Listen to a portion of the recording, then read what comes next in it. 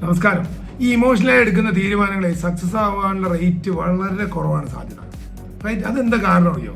നമ്മളെപ്പോഴും ഈ ഭൂരിഭാഗം ആളുകളും നേരത്തെ പ്ലാൻ ചെയ്ത് പ്രിപ്പയർ ചെയ്ത് പോകാൻ ഇഷ്ടമുള്ള ആളുകളെയല്ല. അപ്പോൾ അതുകൊണ്ട് അവരെന്താ സംഭവിക്കുന്നത് പറഞ്ഞാൽ, അവരുടെ ഒരു പ്രോബ്ലം ഹിറ്റ് ചെയ്യുമ്പോൾ സ്വാഭാവികമായിട്ട് മനുഷ്യനെന്താവും, ഇമോഷണലാവും, മൂഡ് സ്വിങ്സ് ഉണ്ടാവും. ആ മൂഡിനനുസരിച്ചായിരിക്കും അപ്പോൾ തീരുമാനം എടുക്കുക.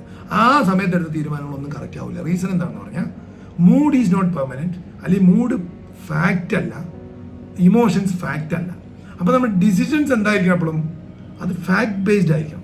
അതിൻ്റെ മുകളിൽ യെസ് ഇമോഷൻസിനെയും മൂഡ്സിനെയും മാനിക്കണോ? തീർച്ചയായിട്ടും മാനിക്കണം. അപ്പോൾ നമ്മളെടുക്കുന്ന ഡിസിഷൻസ് എപ്പോഴും factual based decisions considering the emotions, feeling or moods ആണെങ്കിൽ അത് സക്സസ് ആവാനുള്ള സാധ്യത വളരെ കൂടുതലാണ്. പ്രത്യേകിച്ച് ഫാക്റ്റിൽ നിന്നുകൊണ്ട് ഇമോഷൻസിനെയും മൂഡിനെയും ഫീലിങ്സിനെയും കൺസിഡർ ചെയ്ത് എടുത്തു കഴിഞ്ഞാൽ അത് ഭയങ്കരമായിട്ട് എക്സൽ ചെയ്ത് പോകും. വളരെ വലിയ രീതിയിൽ നമുക്ക് വിജയിച്ചു പോകാൻ കഴിയും. വളരെ സംതൃപ്തി അതിനകത്തുണ്ടാവും മൂഡ് ബാലൻസ്ഡ് ആണെങ്കിൽ.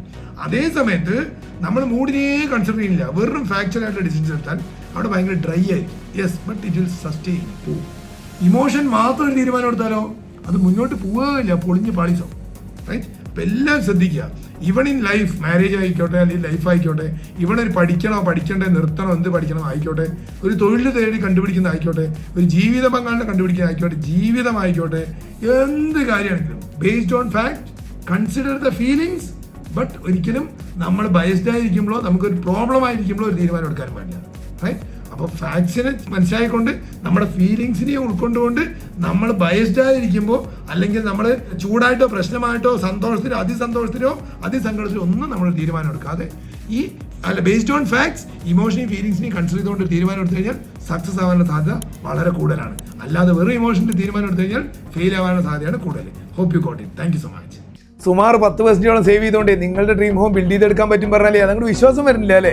അത് വളരെ സിമ്പിൾ ആയിട്ടുള്ള ലോജിക്കാണ്. ആമസോണിലും ഫ്ലിപ്കാർട്ടിലും Alibaba.com ഉള്ള പോലെ നമ്മുടെ ഡിജിറ്റൽ പ്ലാറ്റ്ഫോമിൽ വലിയ കളക്റ്റീവ് വോള്യം ഉള്ളതിനാൽ കൺസൾട്ടൻസും വർക്ക് കോൺട്രാക്ടേഴ്സും സപ്ലൈസും ഒക്കെ 5% മുതൽ 50% വരെയും അതിൽ കൂടുതലും ഒക്കെ ഡിസ്കൗണ്ട് ഓഫർ ചെയ്യുന്നുണ്ട്.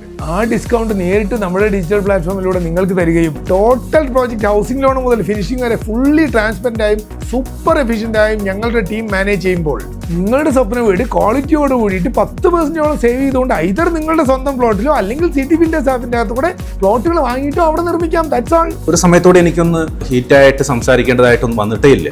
നമുക്ക് എന്താണ് വേണ്ടതെന്ന് അവർ മുൻകൂട്ടി തന്നെ നമുക്ക് പറഞ്ഞിട്ടുണ്ടായിരുന്നു. പിന്നെ ഞങ്ങൾക്ക് അതിൻ്റെ ഒരു പ്രശ്നം വന്നിട്ടുണ്ടായിരുന്നില്ല. നമ്മൾ ബിൽഡേഴ്സ് ചെയ്യുമ്പം ഒത്തിരി കുറഞ്ഞിട്ടാണ്, ബഡ്ജറ്റ് ആണെങ്കിലും എല്ലാം കുറഞ്ഞിട്ടാണ് വരുന്നത്. അത് നമുക്ക് ഒത്തിരി ഹെൽപ്പ് ചെയ്തു. ഇപ്പം നിങ്ങളുടെ CT ആപ്പിൽ 10% കുറവാണല്ലോ വരുന്നത് എല്ലാത്തിലും. അത് ഒത്തിരി നമുക്ക് എഫക്റ്റീവായിട്ട് നമുക്കത് ചെയ്യാൻ പറ്റിയത്.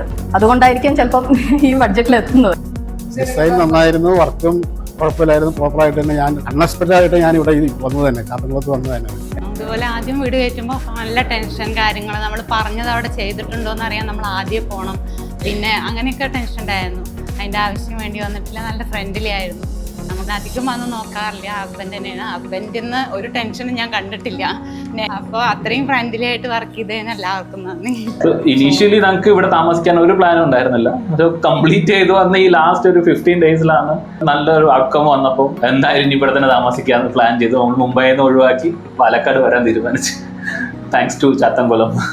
A fully super efficient digital system that helps clients to build their dream home by saving around 10%. CT Builders app, an innovation of Chathamkulam Group.